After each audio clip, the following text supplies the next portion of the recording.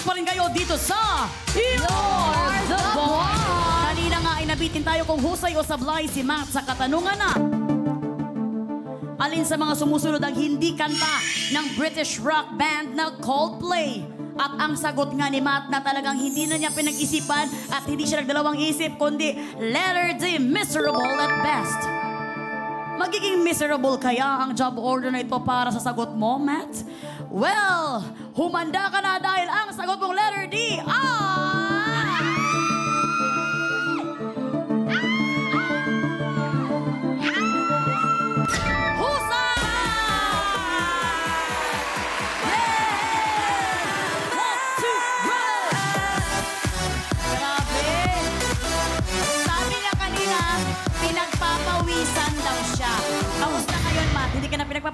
alam mo, medyo pasmado pa. Pasmado pa rin. Kasi sabi, balak daw niyang i-sweep lahat ng job orders, ha? So far, so good. Wala pa siyang nasablay. Eto na nga, ang Miserable at Best ay kanta ng American rock band na Mayday Parade. Nag-concert ang Mayday Parade dito sa Manila last Friday, October 27.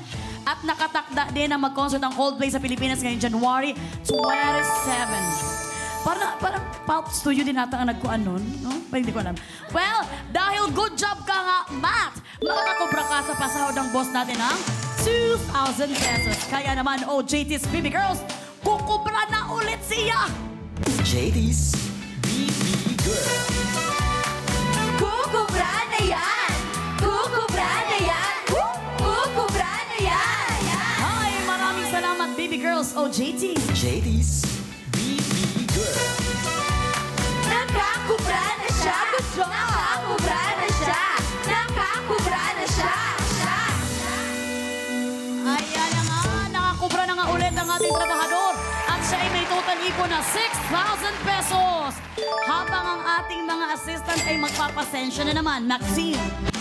Ayan, mga boss, I'm here to say sorry again. Pasensya na mga boss, walang makakakubra para sa job order number 4.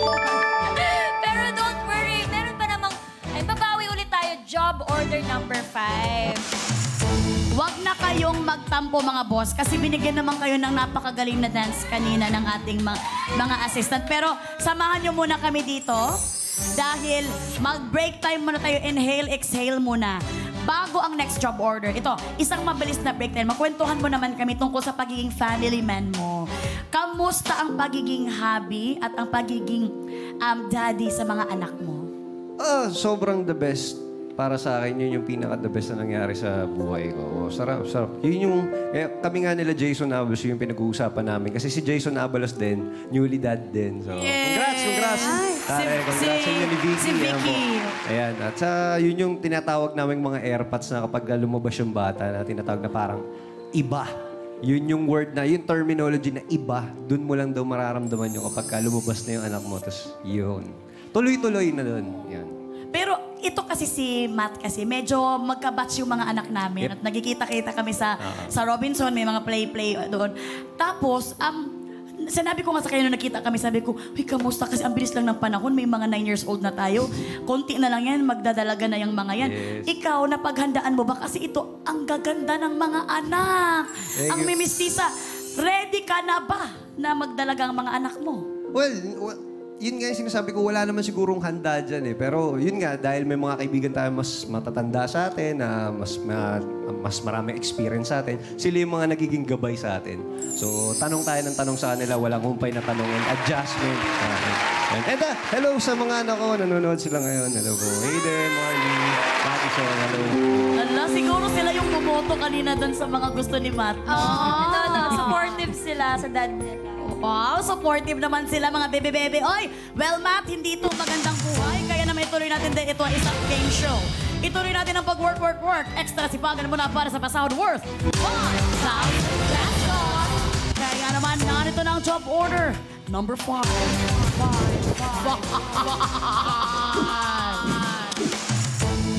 Mga boss, may extra boss powers kayo sa job order number 5. Dahil kayo na rin ang mas susunod kung ang ibibigay na job order sa trabahador ay tanong o utos. Maglagi na sa pi.com.ph. Let's go! Ayan mga boss, pumili na kung ang ibibigay yung job order number 5 kay Matt ay tanong or utos. Ayan, pili na mga boss. Meron kayong 30 seconds para pumili. Yan, tanungin natin ang trabahador, anong gusto mong piliin ng mga boss? Mas madadalian ka ba sa challenge o utos? O mas basic sa'yo kapag tanong? Anong gusto mo, tanong or utos? Utos na lang, utos. Baka sabihin nila, tamad ako. Hindi, joke lang. Ay! Utos na lang, utos. Utos na lang kasi kung sa tanong ang isasabihin mo, baka pala sagot ka naman. Oo. So, Doon na tayo sa utos. utos daw ang gusto nila, Patsy and Maxine. Ayan, time's up! At ang napili ng mga boss with 80% ay...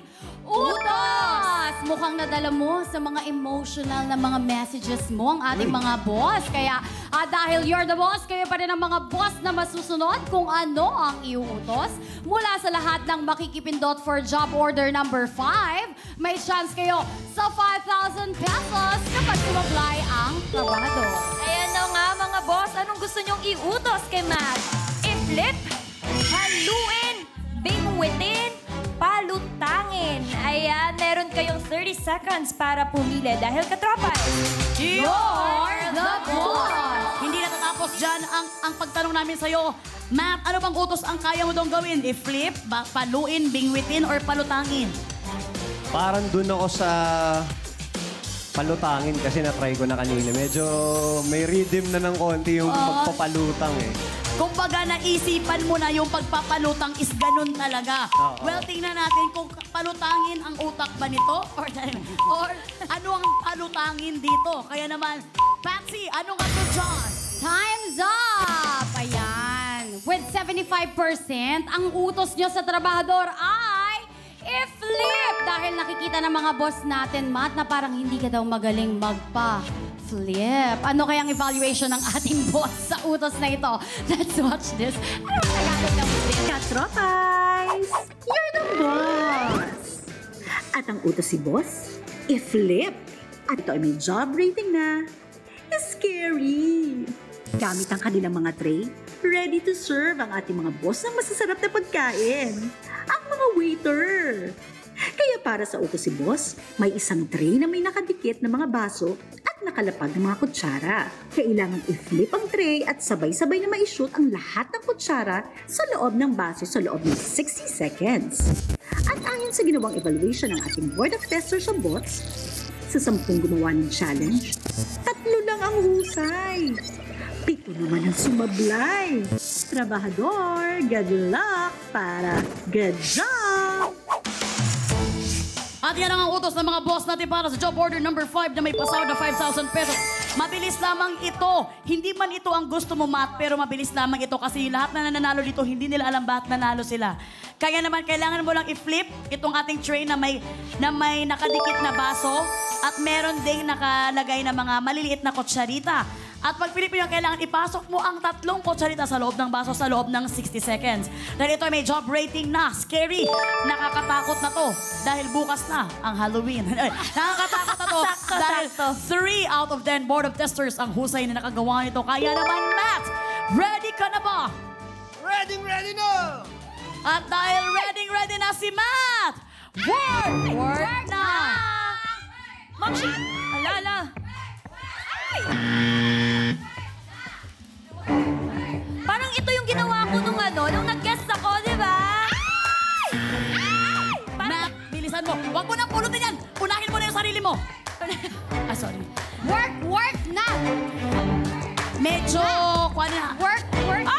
Pwede yun, pwede. Malapit na, Matt. Huwag kang kabahan, focus ka lang. Enjoy the show! Pwede. Nakashoot na siya ng isa, pero kailangan 3 sabay ma-shoot. Work na! Nakikisabay na ako sa work na nila. Work! Ay! Isa pa, Matt! Pabalik. Meron ka na lamang 12 seconds, 11, 10 seconds! My God, Isa na lang ang kulang, mga kap... Ay!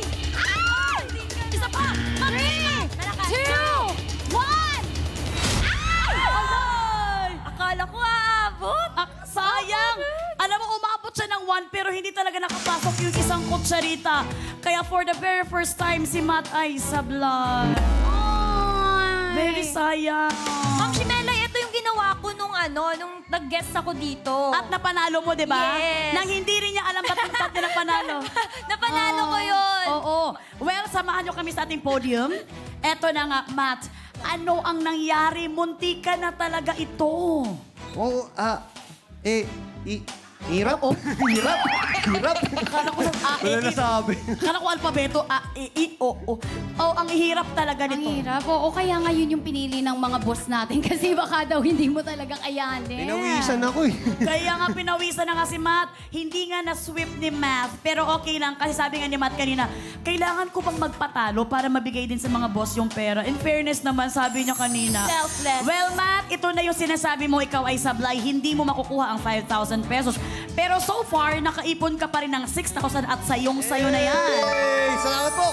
At masaya na rin ang ating mga assistant. Ayan, congratulations mga boss. Lima sa inyo ang nakapindot for job order number 5.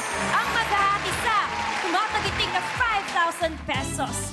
Ayan, meron kayong 1,000 pesos each. Mamaya i-announce natin kung sino-sino kayo. At naman ang OJTs. Ayan, OJTs. Ang BB Girls na kukubra na si Boss.